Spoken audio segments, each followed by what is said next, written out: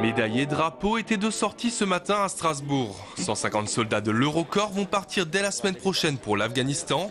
6 mois à appuyer l'état-major de l'OTAN à Kaboul, ça méritait bien une cérémonie. Les familles des militaires avaient fait le déplacement et à l'approche de la grande séparation, l'émotion et l'anxiété étaient au rendez-vous. J'ai vraiment très peur. Je ne vais pas arriver à apprécier le temps pendant lequel il sera en Afghanistan. Mais pour qu'il pense à nous, je vais lui faire des t-shirts avec la photo de notre fils. Et dans notre maison, je mettrai des photos de mon mari.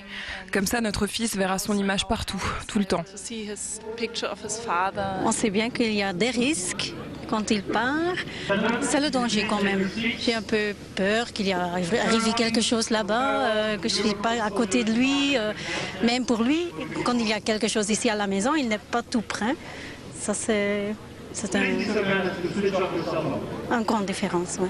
Pour Guido, le mari, l'Afghanistan sur une aussi longue durée est une première. La séparation avec sa femme une déchirure, mais il positive.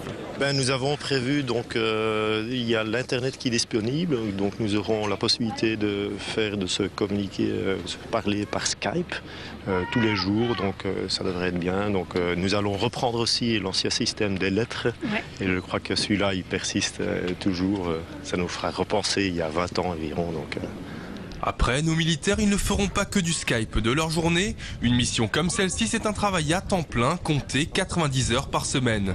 Le prix à payer sans doute pour stabiliser le pays, justement, c'est Frédéric Aubanel, chef de bataillon, qui s'occupera du suivi des opérations à Kaboul.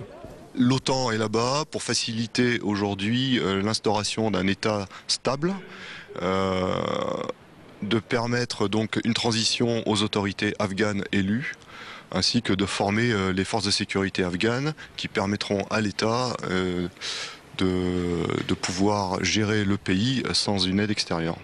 Une mission de longue haleine, la phase dite de transition devrait se poursuivre jusqu'au 31 décembre 2014, date prévue et espérée du retrait d'Afghanistan des forces internationales.